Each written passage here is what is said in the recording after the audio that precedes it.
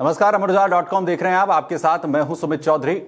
इस वक्त पूरी दुनिया पर युद्ध का संकट छाया हुआ है और इन हालात के बीच में जो दुनिया के न सिर्फ वो देश जो युद्ध में हैं, बल्कि वो देश जो इस युद्ध का हिस्सा भी नहीं है, वो भी इससे त्रस्त हैं। मसला है तेल को लेकर। जिस तरीके से इस वक्त पूरी दुनिया त्राहिमाम कर रही है, ईरान ने शिकंजा कसा है। लेकिन इस दुनिया के अंदर आखिर किस तरीके से पहले भी इस तरीके के हालात बने हैं? भारत क्योंकि इससे अछूता नहीं है, वहां पर क्या हालात बने हैं, उन्हीं किस्से, उन्हीं कहानियों की बात होगी। नमस्कार, मेरा नाम है सुमित चौधरी और एक बार फिर से हाजिर हम आपका फेवरेट शो कुछ बातें कुछ किस्से लेकर, उन कुछ किस्से और कुछ बातों को एक बार फिर से जानेंगे। हर बार की तरह वरिष्ठ पत्रकार, अमर उजाला के सलाहकार संपादक विनोद अग्निहोत्री सर हर बार की तरह हमारे साथ एक बार फिर से जुड़े हैं। सर, बहुत बहुत शुक्रिया एक बार फिर से हमारे साथ जो है वो जुड़ने के लिए।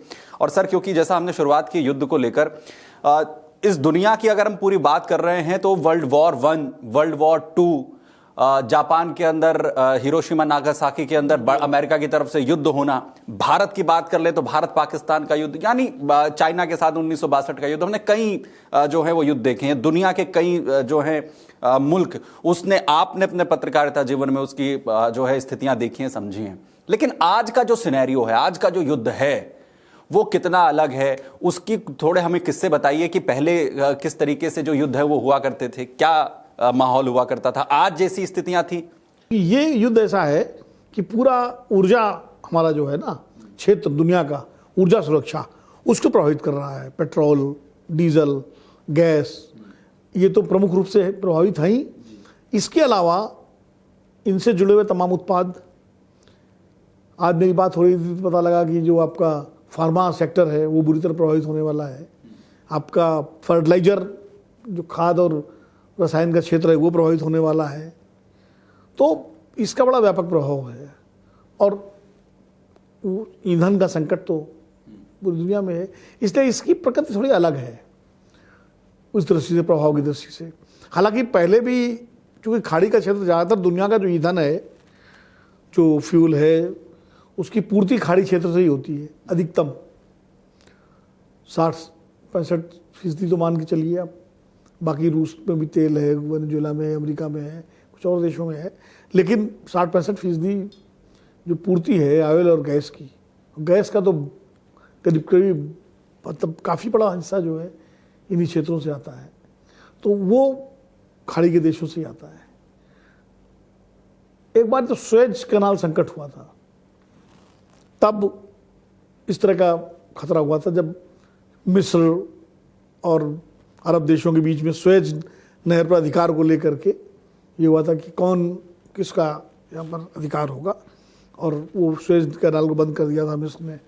फिर लंबे समय तक उसमें झगड़ा चला, तब एक संकट हुआ था। लेकिन ये बात बहुत पहले की है, 60s, मिड-60s उस समय की है। उसके बाद जब आपका ये खाड़ी का जो जॉर्ज बुश फर्स्ट के समय जो इराक पर अमेरिका ने पहला हमला किया था, 1990-91 की बात मैं कर रहा हूँ, जब इराक ने पहले कुवैत पे हमला किया। सद्दाम हुसैन उस समय इराक के शासक थे और पहले उन्होंने कुवैत पे हमला किया और उसके बाद फिर कुवैत को बचाने के नाम पर अमेरिका कूदा इस युद्ध में और उसने इराक पर हमला किया। उस समय भी तेल संकट और इस तरह की स्थिति बन रही थी, लेकिन वो युद्ध बहुत लंबा नहीं चला था और वो उसमें फिर धीरे धीरे वो संकट दूर हो गया था। फिर इराक का दूसरा युद्ध हुआ, उस समय लगा कि, लेकिन चूंकि उस वक्त ऐसा कोई बहुत बड़ा बाकी खाड़ी के देश जो है उससे प्रभावित नहीं थे, तो इसलिए जो है वो उसमें उतना संकट नहीं हुआ। इसमें क्या है कि युद्ध तो लड़ा जा रहा है ईरान, इजराइल, अमेरिका के बीच, लेकिन खाड़ी के जो बाकी देश हैं वो भी बहुत बुरी तरह प्रभावित हैं। उन पर हमले हो रहे हैं लगातार, ईरान जिस तरह हमले कर रहा है। अब वो कतर हो, ओमान हो, बहरीन हो, आपका सऊदी अरब है, ये संयुक्त अरब अमीरात है, जॉर्डन है, सारे जो खाड़ी के देश हैं सब पर हमले हो रहे हैं और उनके ऊर्जा के जो केंद्र हैं उन पर हमले हो रहे हैं। ऑयल रिफाइनरीज तक पे हमले हुए, अरामको के उसमें तक हमला हुआ, जो दुनिया की सबसे बड़ी ऑयल कंपनी है। इसलिए संकट थोड़ा ज़्यादा गहरा है। और चूंकि ट्रंप साहब जो है, उनके बयानों का कोई भरोसा नहीं है, सुबह कुछ, शाम को कुछ, दोपहर में कुछ, और ये युद्ध कब तक चलेगा ये बताने की स्थिति में न ट्रंप है, न नेतन्याहू है, न ईरान है, कोई बताने की स्थिति में नहीं है। इसलिए और चिंता हो रही है। ऐसे संकट पहले भी आए हैं। अगर देश की बात करें तो जैसे इस समय हम लंबी लंबी लाइनें गैस के लिए देख रहे हैं, और कहीं कहीं दिल्ली में तो शायद अभी एनसीआर में उतना नहीं है, लेकिन दूर दराज इलाकों में पेट्रोल की भी लाइन लगने लगी हैं।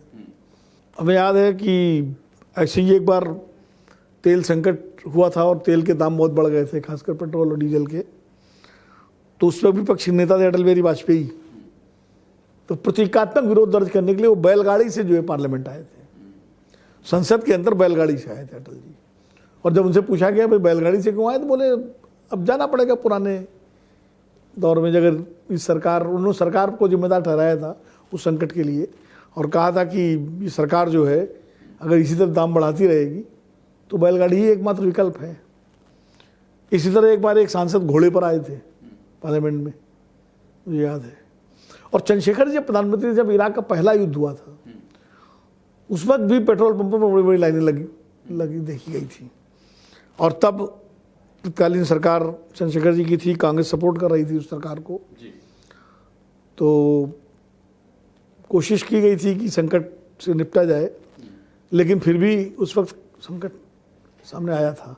ईरान में जब इससे पहले युद्ध हुआ, जब इजराइल वर्सेस ऑल जो खाड़ी देशों का हुआ उस वक्त के ईरान में और आज के ईरान में जब आप देख रहे हैं इस युद्ध को, तो ये कितना फर्क है इस बार का? नहीं, देखिए पहले जो युद्ध हुआ था, आप बात कर रहे हैं 73-74 उस दौर में, जब मतलब होता ही रहता, इजराइल को घेर करके सबने हमला किया था। उस वक्त इजराइल, ईरान में इस्लामिक क्रांति नहीं हुई थी। इस्लामिक क्रांति हुई है 1979 में, 1979 में। उसके पहले वहाँ शाह का शासन था। शाह महमूद रजा पहलवी जो थे, उनका शासन था, और वो हुकूमत पूरी तरह से अमेरिका के साथ थी। वो अमेरिका परस्त कह सकते हैं आप पूरी तरह से। इसीलिए ईरान की उस हुकूमत ने 71 की लड़ाई में, 65 की लड़ाई में भारत का साथ न देके पाकिस्तान का साथ दिया था, क्योंकि अमेरिका पाकिस्तान के साथ था। और इजराइल तब, चूंकि इजराइल तो शुरू से अमेरिका की ही देन है दुनिया को, और अमेरिका की सरपरस्ती में इजराइल आगे बढ़ा है। तो ईरान में जब अमेरिका परस्त हुकूमत थी तो उसके इजराइल से अच्छे संबंध थे, ठीक संबंध थे। वो जो मतलब अंतर्विरोध खाड़ी के दूसरे देशों यानी अरब देशों में और इजराइल के बीच में था, क्योंकि ईरान का सीधा इजराइल से कोई झगड़ा ही नहीं है भौगोलिक रूप से। अगर आप देखें ना, उसकी सीमा मिलती है, दूरी भी काफ़ी है। और इजराइल की जो स्थापना हुई है अरबों की ज़मीन पर हुई है, फारसियों की ज़मीन पर नहीं हुई है। ईरान तो फारस है ना, वो तो फारसी साम्राज्य का हिस्सा है, का वो है। और इजराइल जो बना है वो अरबों की ज़मीन पर बना है। तो शुरुआती जो विरोध था वो अरबों का था, अरब कंट्रीज़ का, जो अरब नेशनलिटी है उनका विरोध था। तो उसमें जो अरब देश हैं, सऊदी अरब है, मिस्र है, जॉर्डन है, कतर है, ये सारे अरब देश हैं, यूएई है, ये सब अरब देश हैं, ओमान है, ये लेबनान है आपका, ये क्या कहते हैं बहरीन है, ये सारे अरब देश। तो जो अरब देश हैं, इनका जो झगड़ा था वो इजराइल से सीधा था। इनको लगता था कि उनकी छाती पर बना दिया गया ये फ़लस्तीन को काट करके इजराइल वो। और उस वक्त जो शासक थे अरब देशों के, वो एक सैद्धांतिक लड़ाई मानते थे इसको। वो एक सैद्धांतिक लड़ाई थी जो इजराइल के खिलाफ थी। अब जो शासक हैं वो इसको पूरी तरह से अपने आर्थिक हितों के नज़रिए से देखते हैं। अब उनको लगता है कि सैद्धांतिक लड़ाई जमाना गया, अब इजराइल एक रियलिटी है, उसको एक्सेप्ट करो, और एक्सेप्ट करने के साथ उससे रिश्ते बनाओ। इसीलिए इस लड़ाई में ईरान अकेले है, खाड़ी के दूसरे देश अलग अलग सिनेरियो अमेरिका के साथ हैं, उनकी शासक जो है। तो ये ईरान ने तो खाड़ी देशों पे हमला भी किया इस बार, इसीलिए वो कह रहा है कि हम आप अमेरिका को मदद कर रहे हैं, अमेरिका के साथ हैं, इसलिए हम वहाँ पर जो है अटैक बेसिस पर अटैक करेंगे। लेकिन मैं आपको बताऊं, दिलचस्प बात यह है कि हमारे जो राजनीतिक दल हैं, कांग्रेस पहले सत्ता में होती थी, तब बीजेपी विपक्ष में थी, तो मैं अच्छी तरह याद है जब भी इस तरह का कोई संकट होता था तो भारतीय जनता पार्टी, जैसे मैंने कहा अटल जी बैलगाड़ी से आए। मनमोहन सिंह के टाइम का तो याद ही है, जब गैस के दाम बढ़ते थे तो सिलेंडर लेके बैठते। वो आज भी सब तस्वीरें जो है वायरल कर दी जाती हैं। भाजपा के नेता और वहाँ के महिला नेता बैठते थे, प्रदर्शन करते थे। आज कांग्रेस विपक्ष में है तो वो मौजूदा सरकार को इसके लिए दोष दे रही है कि उन्होंने समय रहते इंतजाम नहीं किया।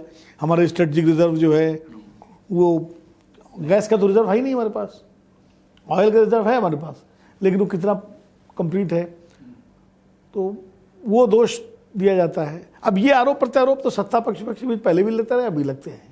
सर जो पुराने युद्ध हुए हैं, मसलन अगर भारत के साथ के ही पूरे युद्ध की अगर बात कर लें तो इंटरनेशनल लेवल पर भी हुआ, क्योंकि फिलहाल हमने भी हाल ही में ऑपरेशन सिंदूर, भारत के पाकिस्तान के बीच टकराव की स्थितियां भी जो है वो देखी। इससे पहले चाहे करगिल का युद्ध रहा हो या पाकिस्तान के साथ जो है युद्ध रहा हो, उससे पूर्व में चाहे फिर चाइना के साथ, तो जो पूर्ववर्ती सरकारें उस वक्त की रही हैं, उस वक्त वो जो एक जो संकट आता है उसे वो किस तरीके से मैनेज करती थी? उस वक्त की क्या उनकी रणनीतियां रही अलग अलग वक्त में? देखो, दो तरह के संकट होते हैं। एक तो संकट होता है सीमाओं का। जब कोई देश हमारी सीमाओं का अतिक्रमण करता है तो सबसे पहली चुनौती होती है उन सीमाओं की सुरक्षा करना और उस देश की सेना को, शत्रु देश की सेना को पीछे धकेलना। और दूसरा संकट होता है देश के भीतर का, आर्थिक स्थिति पर कोई विपरीत प्रभाव न पड़े और विपरीत प्रभाव जो पड़ता है उसको कैसे हैंडल किया जाए। अब मैं 2-3 छोटी उदाहरण दूंगा। जैसे 1962 में चीन घुसा और उसने काफ़ी, उस वक्त हम तैयार भी नहीं थे उस लड़ाई के लिए। नेहरू जी चूँकि पंचशील के उसमें थे और चीन ने अचानक हमला किया, विश्वासघात हुआ हमारे साथ। हमारी सेनाएं लड़ी बहादुरी से जितना लड़ सकती थी। हम ये नहीं कहेंगे हम हारे भारत उस युद्ध में, लेकिन हमारी सेनाओं ने बहादुरी में कोई कमी नहीं की।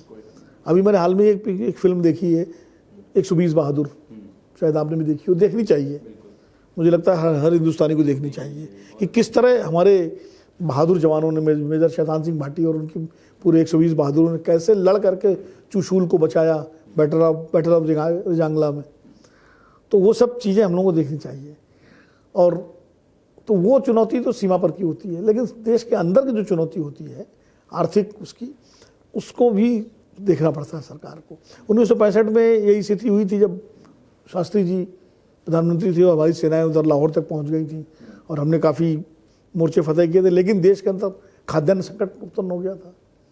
तो शास्त्री जी ने कहा भाई हम लोग एक टाइम खाना खाएं, अपील की उन्होंने लोगों से, और लोगों ने एक टाइम खाना छोड़ दिया था और शास्त्री जी ने खुद छोड़ दिया था। तो नेताओं की अपील थी और उसके बाद हम उस संकट से निकले। कारगिल की लड़ाई के टाइम का मैं बताता हूँ आपको कि कारगिल में थोड़ी इंटेलिजेंस चूक हुई और वो चरवाहों के भेष में और वो घुसपैठिए आ गए थे, तो वो पाकिस्तानी सेना के ही लोग, लेकिन उनको पोर्ट्रेट किया गया कि जैसे कोई घुसपैठिए हों, और वो आकर के नॉर्दर्न लाइट इन्फेंट्री की पूरी बटालियन वो थी। और वो जब आ गए पता लगा तो चुनौती थी। एक तो होता है कि जब दुश्मन की फौज आ रही हो और सीमा पर भाई फौज तैनात हो तो सीमा पर ही लड़ाई होगी, उनको धकेल देते हैं। ये वो तो अंदर घुस आए थे, वो तो देश चोरी से चोटियों पर कब्जा कर लिया था, हाइट्स पे थे वो, लेकिन वो चुनौती थी। और मुझे याद है उस वक्त हम लोग रिपोर्टिंग कर रहे थे, अटल जी ने सारे विपक्ष को सबको विश्वास में लिया और वो लड़ाई लड़ी गई और हमारे काफ़ी नौजवान फौजी शहीद भी हुए, लेकिन वो चोटियाँ हमने मुक्त कराई भारत ने और वो लड़ाई जीती गई। और सबसे दिलचस्प बात उसमें ये है कि नवाज शरीफ भाग करके अमेरिका के, बिल क्लिंटन राष्ट्रपति थे, बिल क्लिंटन ने अटल जी को फ़ोन किया कि प्रधानमंत्री जी आपको यहाँ आना हुआ वाशिंगटन। तो अटल जी ने कहा कि जब तक एक भी पाकिस्तानी घुसपैठिया देश की ज़मीन पर मौजूद है मैं कहीं नहीं जाऊँगा, हमारी सेना जो काम कर रही है मैं उसको नहीं रोकूँगा। तो उन्होंने कहा कि पाकिस्तान न्यूक्लियर बम का इस्तेमाल कर सकता है। तो अटल जी का जवाब बड़ा ज़बरदस्त था। अटल जी ने कहा कि अगर ऐसी हिमाकत करने की पाकिस्तान सोचता है तो शायद उसके न्यूक्लियर बम से तो आधा हिंदुस्तान ख़त्म होगा, लेकिन हमारे न्यूक्लियर बम से उसका पूरा पाकिस्तान ख़त्म हो जाएगा। तो सौदा किसको महंगा पड़ेगा, हमारा आधा देश तब भी बचा रहेगा, लेकिन उसका पूरा देश खत्म हो जाएगा।